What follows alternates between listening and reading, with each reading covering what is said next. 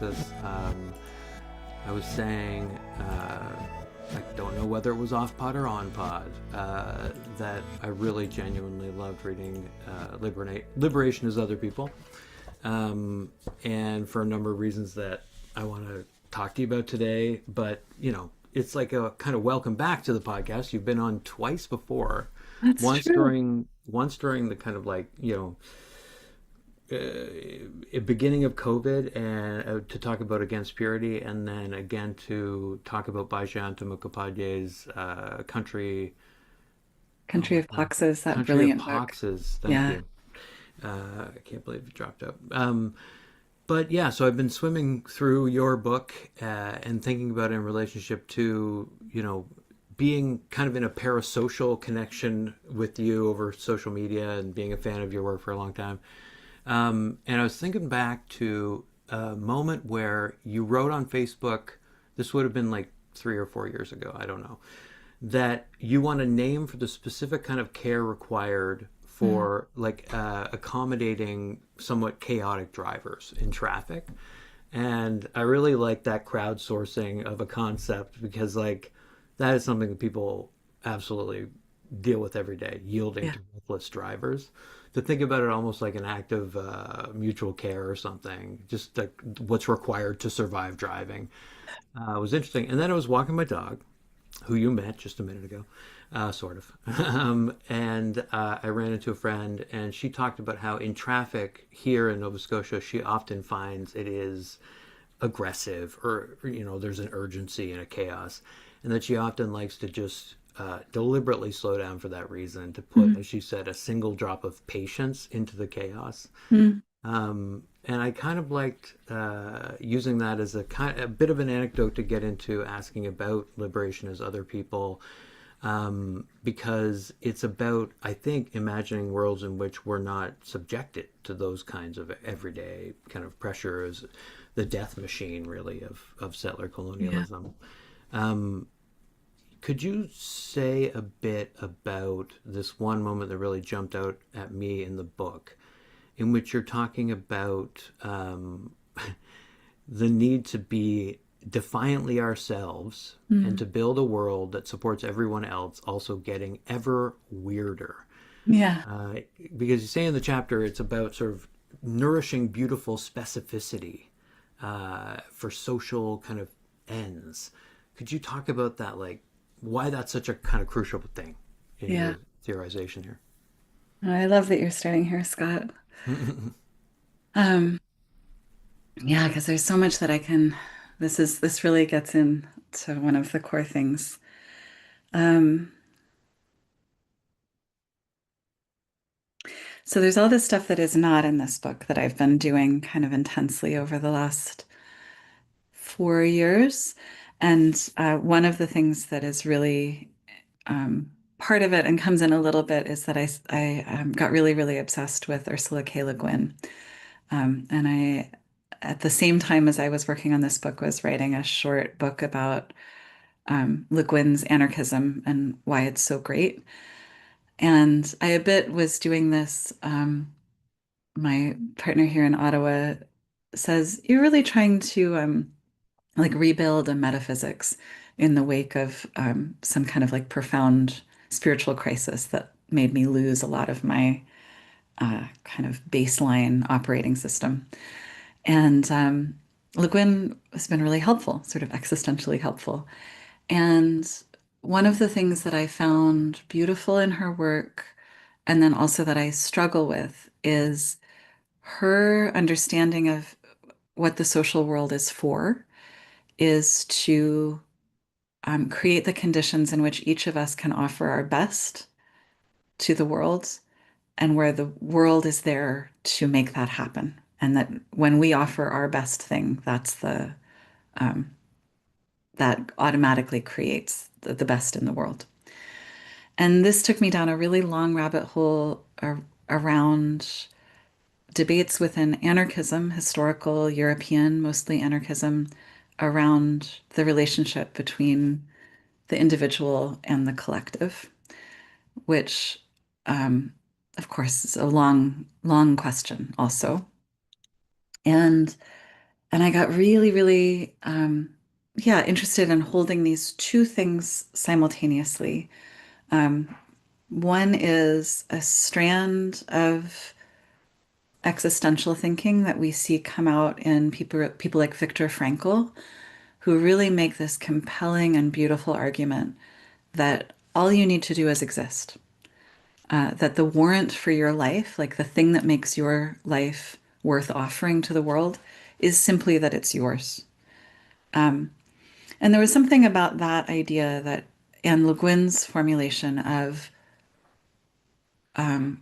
that what we should do is find our unique thing. In one of her novels, she calls it our cellular function, which has like long trajectories with political philosophy. But it's basically like we don't ask a brain cell to do a liver cell's job. We we want them each to be doing exactly what they do. So for a little while, I got really, really just compelled and committed to that. And I still am. I still really do think that we should have a world in which each person is ever weirder and ever more specific. And I do really, in a bone deep way, think that the thing that we love is the thing that we can offer. And one of the main people that really theorized that is Oscar Wilde. He was an individualist anarchist who believed that the purpose of society was to make art, and that the way that we did that was by being most specifically ourselves and getting ever more specifically that. And I spent a long time being, I still am, very charmed and enraptured with Wilde. And then I started also looking at some of his social context. And I talk in the book about the ways that reading this biography of him, Making Oscar Wilde, I learned more about the way that his individualism was really connected with some inveterate racism and eugenics. And so I talk through discovering that he saw a lot of similarities between the US South, chattel slavery, and the struggle of Irish people against British colonialism. So it's basically coming down to we all should be weird in the weirdest possible way. And we should think about how the selves that we are shaped by the social world that we're in, because we don't want only white enslavers to manifest their selves. And we want actually a way to talk through how racial oppression actually mutilates the self of white people also. Um, so uh, this is one of the tangles that the book is really trying to work through um, all the way through. Yeah, it is tangled spaghetti, as a friend of mine Mhm. said the other day. Tangled spaghetti, this relational thing, right? But it's not a trap. I think like your book is attempting to tell people like it's not a trap. The whole notion of saying liberation is other people and conjuring the notion that hell is other people, which made me think of the wonderful John Early joke where he goes on a run about Postmates and these food delivery services, and how one billboard, literally the slogan was just "hate people?" question mark Postmates. And he's like, there's spree shootings all over the place, and these advertisers are marketing convenience through misanthropy, like shared misanthropy. You're trying to kind of say like, empathy's not a trap, well, relationality is not a trap. But people point out a lot of traps when it comes to sort of climate communications, climate criticism, climate activism. We care a lot about it, so we critique it kind of endlessly. I feel a little bit inundated at times, but your book offered clarity because the main trap you're warning people about, if I can say so, is the trap of individualism, this kind of myth of the individual. And I might, if it's okay, quote like a very quick excerpt. Yeah. Okay. So you say complex problems, perhaps definitionally not solvable alone, may also be recalcitrant to no solutions offered by conventional forms of social organization, institutions like states, municipal health units, businesses. Diverse approaches from the worlds of social innovation, social labs, and collaborative problem solving recognize this recalcitrance and seek to stage system spanning forms of collaboration. So, like you're helping people navigate the traps by, in that instance, like prescribing a course of action, I would say. Do you like, is that a mode that you respond to still, that idea of kind of like being self-critical about our own like organizing or communication strategies when it comes to fighting climate change? Yeah, definitely. Yeah, I think one of the things that really, so I wrote Against Purity, this book that was about the need to not have individual purity politics as a solution to big, complicated problems. And then I spent sort of like 9 years having conversations with people where they were like, I really like that idea, but I don't understand how. Like, Mm-hmm. what's the actual practice? Um, and I was reading this really wonderful book that I cite also in this book called What Comes After Entanglement, where the author Eva Jarod says, I really thought about that. People asking, like, how do you actually do this more non-individual collective thing?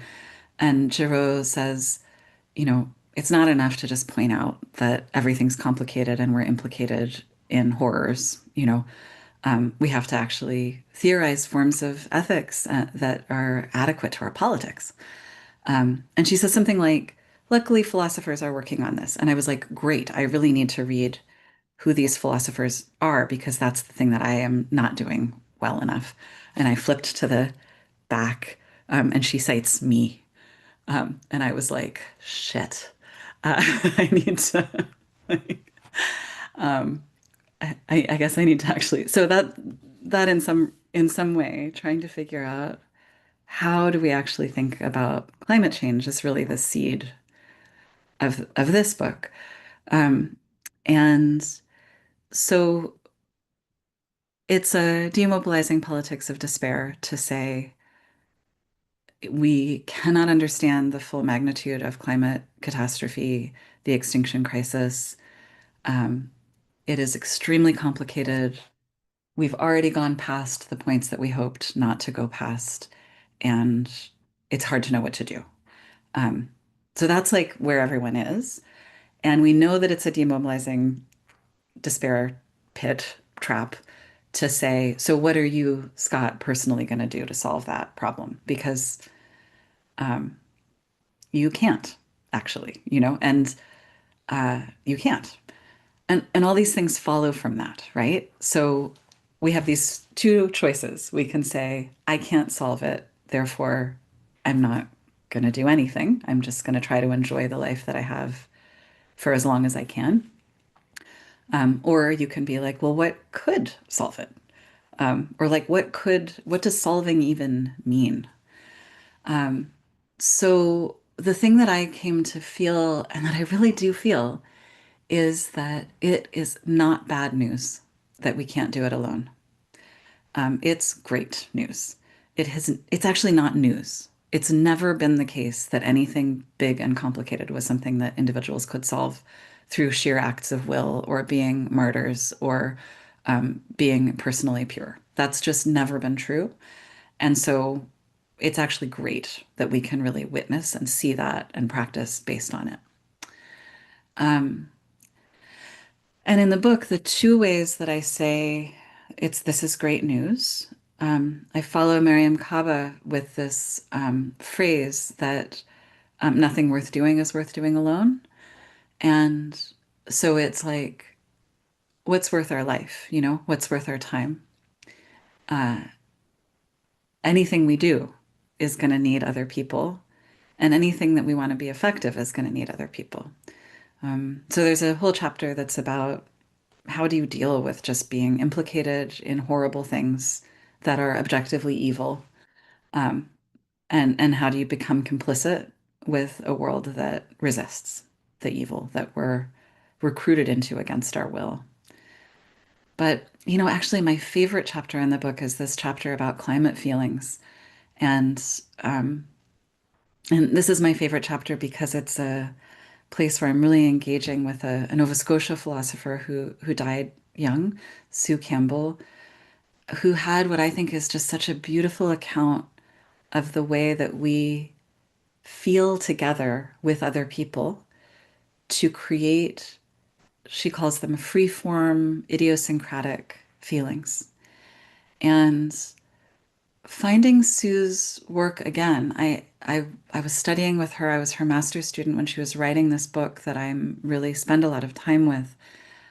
Was so revelatory for me, and her work was so generous, um, because it really allowed me to see the ways that the models of feelings that were offered in thinking about climate change are individualizing, demobilizing, make you feel like you're a bad person if you haven't solved it by now. And like, indeed, if I could personally, just through burning myself out, solve climate change, I would think I would want you, Scott, to say, please do it, Alexis. Like, please solve the problems of the world, even if you really mess yourself up. Um, but I can't. It's not, no one can. So, Sue Campbell's work lets me really think through what are the other kinds of feelings that we ferment or incubate together in social movement spaces that are unpredictable, that don't just resolve into feelings we already know how to have, um, and that allow us to really continue to have this feeling like we're going to carry on and the world is going to carry on. Um, Yeah. yeah. Yeah, I think that's, a beautiful summary of what the kind of motive force of the book is in some ways, and why it's worth really dwelling with. And, there are multiple ways that I think we could take that. I want to get back to what you kind of pointed to a little bit ago in terms of pointing out some of the traps, a kind of smugness that Matt Huber talked about with me on the podcast, that's characteristic of a certain class. But for a minute, let's revel in this vision that you have, which is very beautiful, that is connected to the fermenting a feeling for the future chapter of the book, where you talk about shared feelings as kind of akin to a language, Mhm. which I found revelatory. And I thought we could maybe unpack the idea that, this is a space of strength. It's good news, but it's also, you suggest, a site of exploitation in a way, potential exploitation. Like, you're worried in the book that, quote, the shared formulation of feelings happens in ways that may flatten our affective kind of range. Yeah. And you suggest that a lot of these big climate feelings really do what you earlier called the demobilizing politics of despair, especially. So there's power for you in unflattening that Yeah. range and sort of seeing how expansive it can get. Can you talk about maybe like the particular three kind of like emergent categories that you, I think, just are Yeah. attached to in the book? Yeah. Yeah. Well, I mean, maybe what we should start with is like, because most people don't read philosophy of emotion, which I understand. Uh, so, Right. um, so let me start by just sort of explaining that a little bit.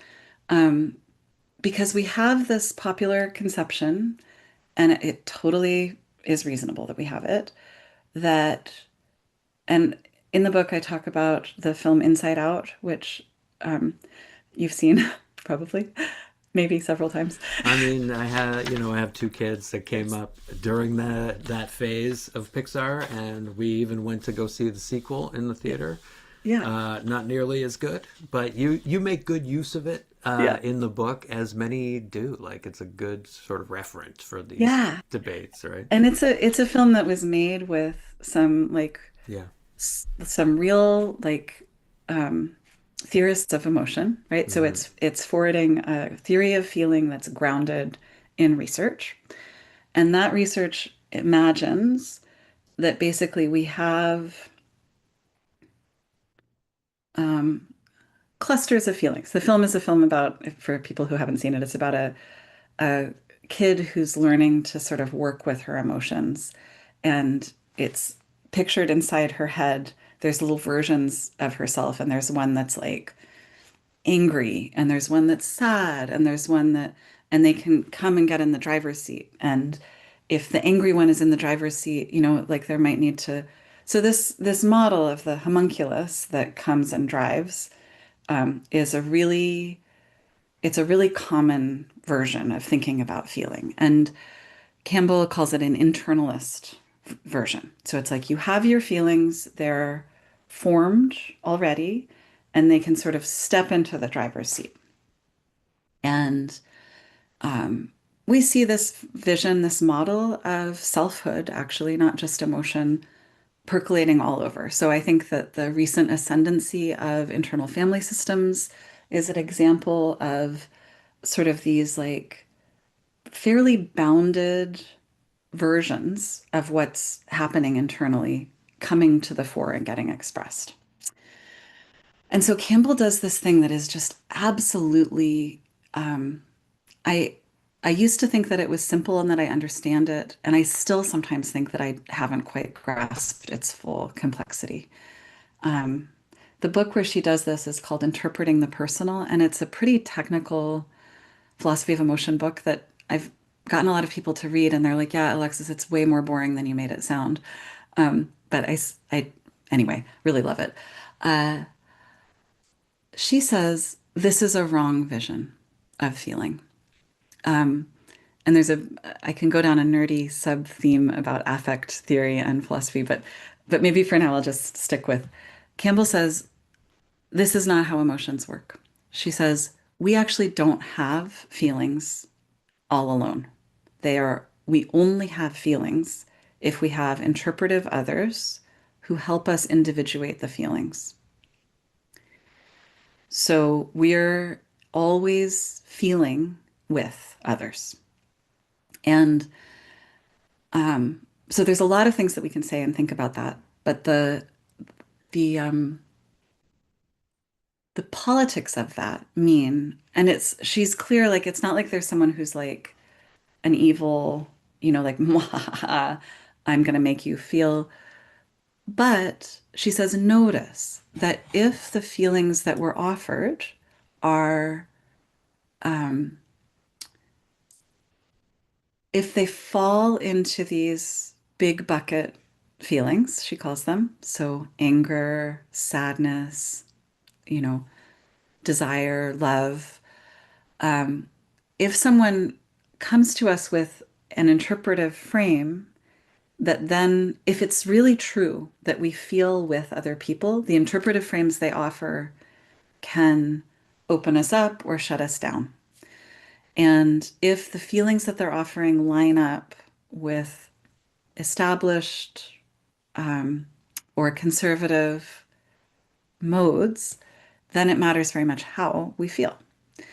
Um, the example she gives, I think, is really complicated. It's of a feminist consciousness raising group, and someone comes in, and she's taking this from another feminist philosopher, Naomi Sheeman.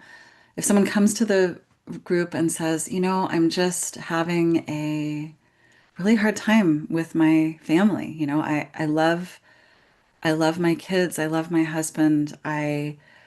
It matters a lot to me to give them good, nourishing food and the kind of like stable house that I never had growing up. Like a place where they know that like their clothes are going to be clean and there always will be enough to eat. And if they need me, I'll be there. And at the same time, I'm just like, my husband just simply does not notice when the laundry needs to be done. And if I don't make a really detailed grocery list, like the cheese that the kids need in order to eat their lunch, they just simply will not eat it without this cheese. We just won't have it. And I can't, it's like I just feel like this kind of weird resentment, but I feel proud that I remember the cheese. So she has this kind of like complicated set of feelings in this imaginary example, but you can. probably I've had conversations almost exactly like Oh, this with yes. people. Yeah. And Campbell says if the people in the feminist consciousness raising group say to her, yeah, that feeling that you're having, that's anger. You're mad, and that's justified. You're carrying too much of the mental load. There's whole books about this. Like, that's feminist anger. That does capture something that maybe she's not feeling, and that's interpretive justice, right? That is helpful. That's good. And it doesn't capture, it flattens out the part of feeling really moved and it being like deeply meaningful to offer care to her kids that she didn't receive as a child.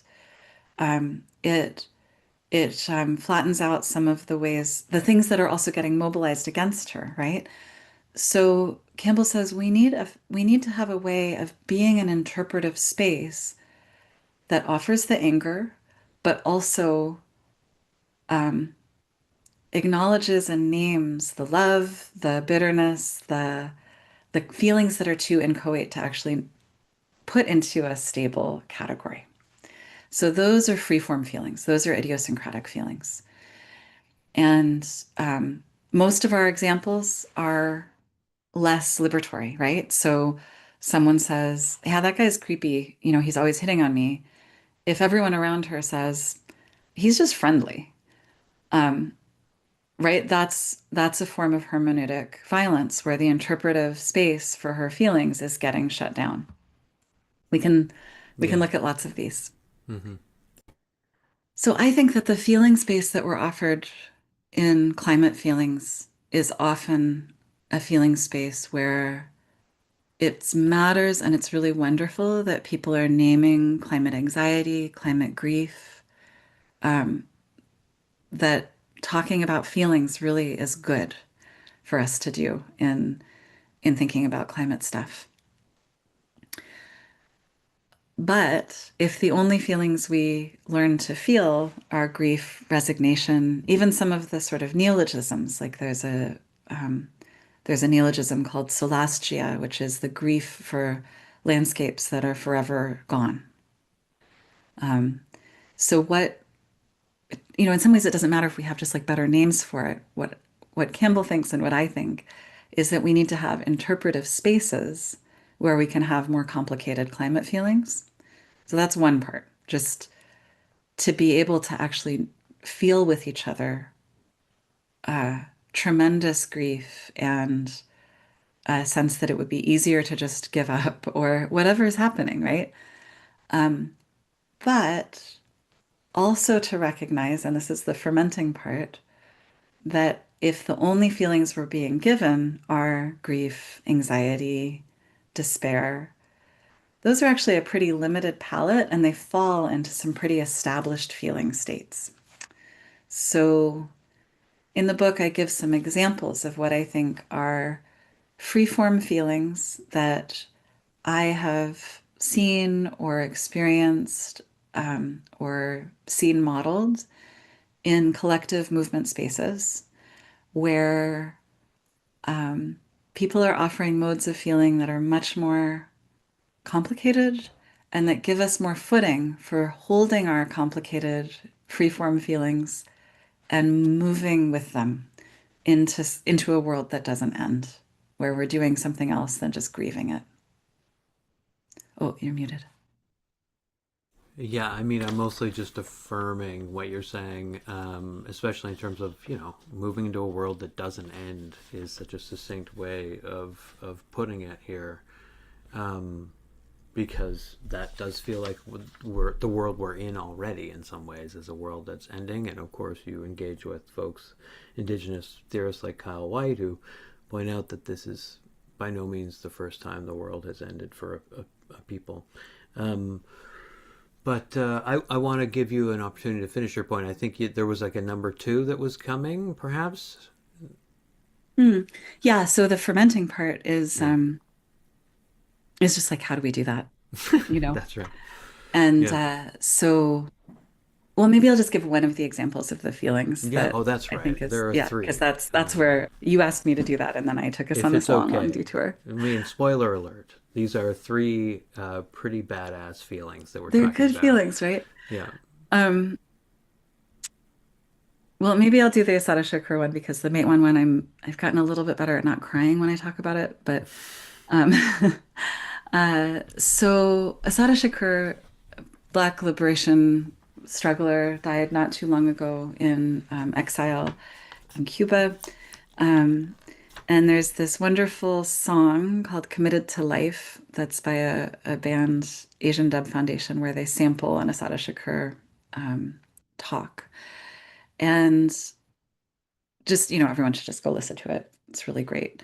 Um, the song is great. The talk is great. Her voice is great. Uh, she says, I'm committed to life. Um, and there's so much that I would have been. Um, she says, I'm a reluctant struggler. I'm a reluctant fighter. And there's so many things that I would have done if I had not had to struggle. Like struggle has been forced on me by oppression. Um, and she says, but you just have to do it. You can't get away from it. Because to do that, to just abandon it, is to enact cowardice and to be subservient to evil. And so she says the only way to live on this planet at the moment with any human dignity is to struggle.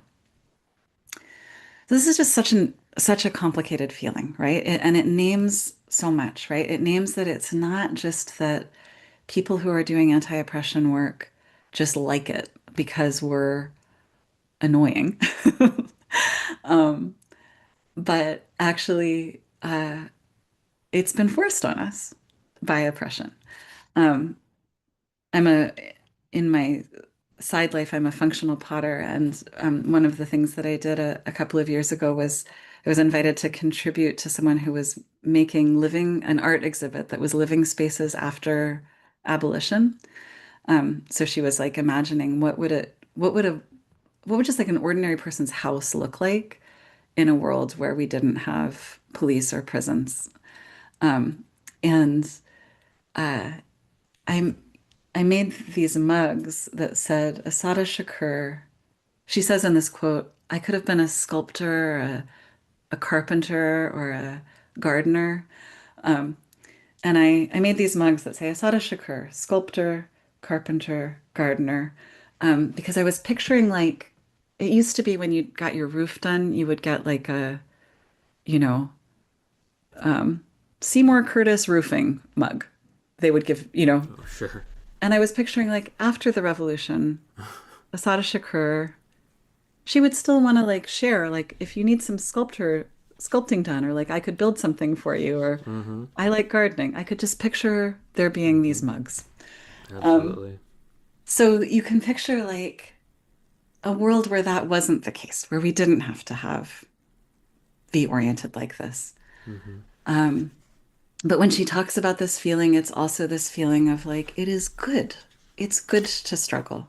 Mm. It's a way to live That's with the this tough part. specific kind of dignity, you know? Yeah. So that feeling is we can have that in climate struggle, right? We Mm-hmm. can say, look, I would like to just enjoy a warm day Mm-hmm. and not have it be a reminder that um, global temperatures are beyond human endurance. Right. But this is the world I'm in. And That's right. so, given this world I'm in, there is human dignity in Mm. participating together with others in trying to make things otherwise. So it's a much more complicated feeling than climate grief, you Yeah. know? And there's just a million of these feelings. Like, it's Mm-hmm. not just that these three feelings that I offer in No. the chapter are like, these are the feelings. It really, the thing that I most care about and that I love most is this sense that we can become better incubators for each other of freeform feelings that are unexpected and that open avenues out Hmm. into something that we can't predict. Right. Yeah, and I think like the point in part is simply like we must feel. We must, as Anoni said, as part of their recent concert series, we must allow ourselves to feel the feelings that we are feeling. Yeah. And there, you write in the book that attempting to live with consciousness about how our lives contribute to destroying the earth throws many of us into a spiral of overwhelmed dissociation or individualized numbness. And that names, a kind of generalized, I mean, you name it. I can't say it better, right? It does sort of nail the feeling that a lot of folks have as we, see so much climate devastation and steel ourselves to it. Yeah. And so, yeah, I mean, I sort of just agree that these interpretive frames are really valuable, but that they're not everything. That we do need what you call feeling spaces, which it sounds like is what Sue Campbell is largely writing about. But like, I wonder about art in particular, and whether Campbell has sort of a theory of art. I watched a film recently that really got under my skin that was explicitly about climate grief. First Reformed. Have you seen this Mm-mm. film? It's intense. I don't know if I would recommend it. It's incredibly depressing, but it takes seriously these feelings of it's the end of the world, right? That it's over. Yeah, and it's also a reflection on Christian ethics and like capitalist kleptocracy and climate breakdown and all of these things. There are films that are, I think, quite hopeful in terms of the kind, affects on offer in the narrative. There's an Icelandic comedy, Woman at War. There's a French animated film, Arco. I think like what these films do for me is they provide, first of all, like some form of community experience. Like if you go Mhm. see them at a theater, especially if there's any sort of like facilitated discussion, it's very valuable. And they sort of allow you to feel imaginatively less stuck on what you're seeing, which is the apocalypse in some sense, right? And to envision alternative futures.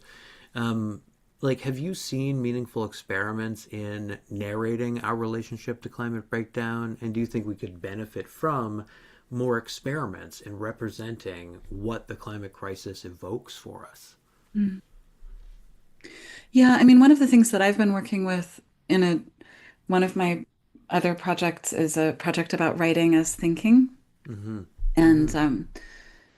so it's been also just in teaching in a university in the moment where everyone's like, no one needs to write anything anymore. People can just get chatbots to do their breakup texts. And uh, it's been like weirdly existentially affirming for me to say, yeah, everything that we thought we needed to do in the academy, we maybe don't. So, like, we don't need to have like final papers where we black box all of the work that goes into a paper. And I've been a writing teacher since more than 20 years. So I've always been really interested in teaching writing and helping people have a better relationship with their writing. And I've come come to really have this commitment that actually it's great news that we shouldn't have people just generate text. Like that generating a text is not the point of writing. Actually, writing is a practice of thinking that's a relational practice. And so, one of the ways that I'm most interested in how we use art and think with it is in nurturing and building people's expressive possibilities as something that happens collaboratively. So, I've been doing things here like at the Ottawa Public Library, I gave a workshop for teens on climate writing, where we did some work with thinking. I talked about freeform feelings and we did some work actually like trying to think through how we could be and become good interpretive spaces for our own complicated, inchoate, undefined feelings.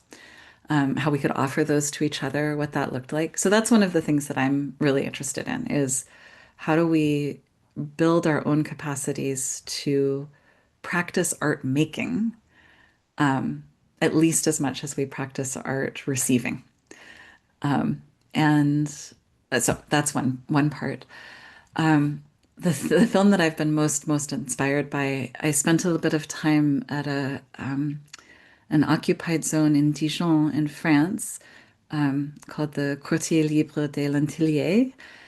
So this is an occupation that has recently been legalized after 15 years, contingently legalized, in Dijon, where it was a market garden, about 15 hectares, and little garden plots also of community members. And they occupied it and then set up collective structures. So it's about 125 people who live there. And one of the things they did was make this film called Une île et une nuit, so an island and one night. And this is a fictional film. It's not a documentary, but it aimed to represent their life, their form of life. This film was collectively made in general assemblies. They storyboarded it, made decisions about cuts, and it is such a high quality film. It's like amazing, really, really wonderful. And it runs on this model of normally only people who live in the Lentillier and who participated in making the film can show it. So I've had the really great honor of being, for a while, I was the only one in North America who was allowed to show it as a friend. And there's now one other person, Faye, in Montreal, who can show it. And when I've shown this film places to people, it's been incredibly beautiful to see the way that wherever it is, it's, we're usually showing it in a community space. Like I showed it at Glitterbean, actually, in Halifax. And so a community space where people are engaged in their own struggle to imagine that the world isn't going to end. And to see the ways that that the film helps imagine not like I want to be one of the Lentilliers, but to ask, what would I be if I was living where I am in a way that imagined that the apocalypse wasn't the end? So that question, right? I mean, I think that's always the question that we can ask both the art that we take in and the way that we engage it. So is this a form? Is this giving us a shape of something that provokes that question? Not, oh, it's expressed that so well, that's the end. But if I were to do something that would respond to that, what question is that work asking me that my life is the answer for? Um, and what if I live my life? One of the people that I talk about is this Alan Caprow, he did these happenings in New York City that were he called them, instead of making art that was frozen, you made art that was like living your life. So how do we think about being present in the world with the world dynamically so that we're actually living our life as a practice of art? This for me is like really helps us do something different. That I think Mm-hmm. my other obsession in the book is this insight that the world shapes us, right? It delimits our capacities, like what we can actually do. And this is, also 25-year long obsession with Angela Davis's conception of freedom. But we shape the world that shapes us.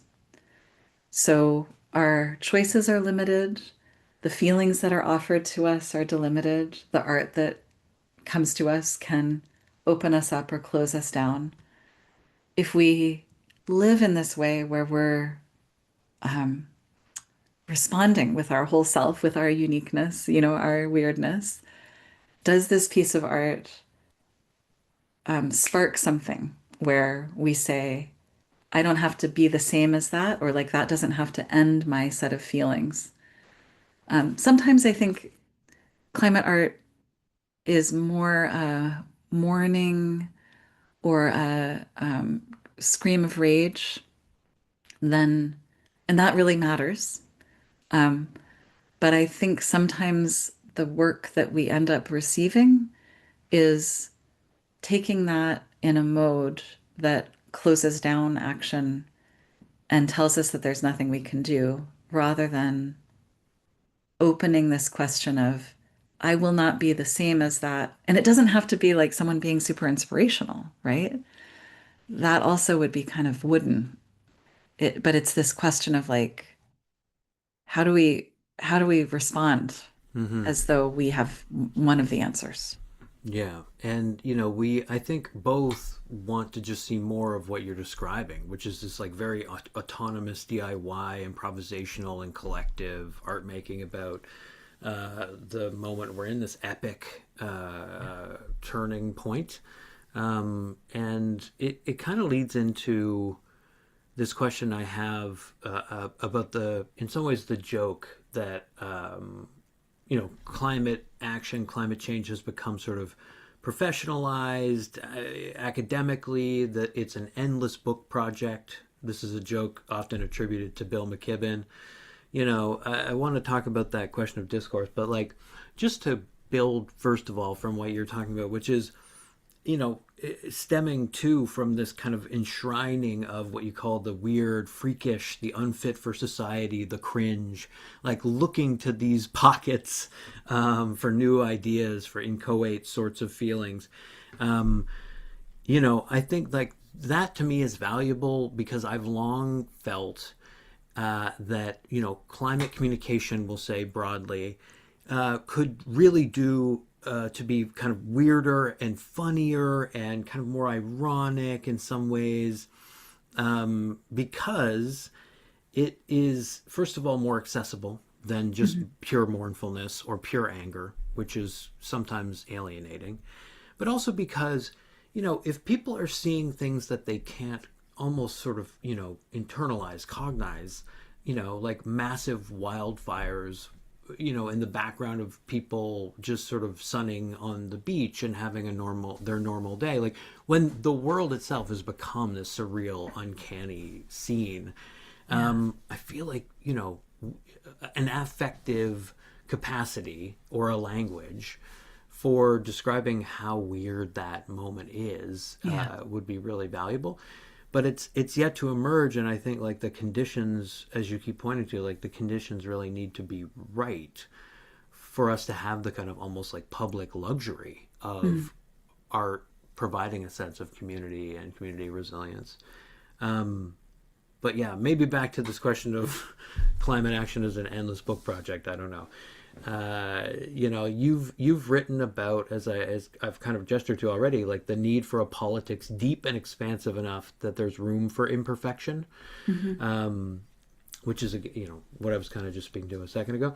And I kind of wondered if we could juxtapose this with what you call the know-it-all reaction, Mhm. right? Like a politics that's deep and expansive enough doesn't seem to have much room for the sort of pedantic smugness of the the Yeah. person who's just sort of going to center their own command of the discourse, I guess, or their own affects. Yeah. Like, how would allowing in more imperfection expand the scope of what's doable? And how can we kind of change the publics we have to accommodate that? Yeah. Well, so, I often think about Dean Spade, who often is just one of the people who points out that in order to really meet the situation we're in, we need movements of hundreds of millions of people. And we're not going to get that with just um, a handful of righteous and grumpy activists in every city. Um, so one of the things that I think is can be a emotionally satisfying, even as it's horrifying experience is to be the one who really can just like run down how bad things are. And that's also a way that, I'm an academic, like I know well the seductions and pleasures of dissociating through intellectualization. I am in therapy. Uh, the thing that happens though is there's two parts. One is when someone is just starting to get involved, if they're met with people who say, you have to like learn a lot more in order to be able to even say something in this space, they will feel um, pushed out of the space, or they'll feel like someone else is an expert. And that's a reasonable thing, right? It's in some ways it's reasonable that in climate spaces people are like, look, there are climate scientists, and not everyone has to understand the science. Like we can, you know, we can trust other people to say like, yes, climate catastrophe is real. So um but the know-it-all reaction does it's demobilizing in that it makes everyone feel like they have to know it all in order to say, I think we should change our course. And it can be this model, which I think comes out of like so many people in climate movements. Many people, many people in climate movements come out of university spaces. And in university spaces, we think that knowledge is always good and more knowledge is better. Um, Knowledge is good, knowledge is better. Um, but when you really start grounding instead in environmental justice spaces, you see the kinds of knowledge and the kinds of connectivity that people are making don't have to take this form of starting from information.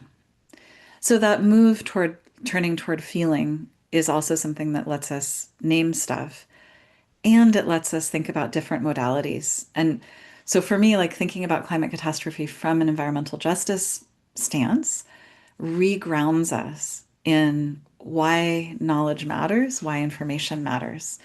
I spent some time in March in Buffalo, New York, which is the place that environmental justice activists really, many of them Black people, identified toxic sludge and caused the Environmental Protection Agency in the US to exist, and the existence of what's called Superfund sites, so places that need significant environmental amelioration. And people who are living in these places, downstream places, which all of our places ultimately are, right? Downstream of coal plants, nuclear waste deposits, toxic sludge from, you know, the production of film, all these things. Tuning ourselves to that lets us ask, like, why are we doing something? And actually, like every climate activist I know, the reason that they want to have understanding of how many parts per million of carbon dioxide have what effect is because they love the world. They care about the world. But it can get lost if we focus only on knowing more and more and more and more. It's also been a really active demobilizing strategy from the right to say, like, what you can't take any action until we know the full ramifications. And it's like, this is a complex system, and these are wicked problems where anything we do has other effects, and we will never be able to fully predict them all. So that imperative is always going to just shut us down. So yeah, so the know-it-all reaction doesn't get us anywhere. The other main one that I think we see happen sometimes is the fuck it reaction. And I talk about friends that I have who are good people, but who are just like, yeah, I can't do anything about global warming and I'm not going to try. I'm flying to the Galapagos Islands to see the amazing things there while they still exist, even though I know that flying there will help destroy them. Um, and it's like kind of grim, but actually, like, I think all of us have someone in our life who has taken that choice, and I understand it. Yeah. Um, No, I have people close to me who who look at the complicity problem, and the fact that the machine seems to be unstoppable, Yeah. and say, whatever, bottled water, so be it, like, et cetera, right?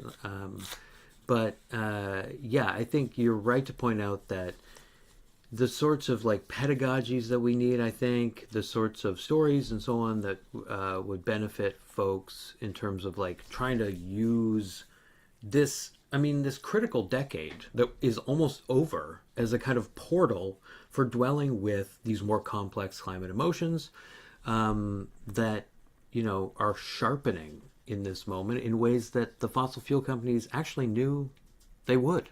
They knew there would be a correlation between this felt ecological catastrophe and, a massive shift in public opinion and public sentiment against fossil fuels.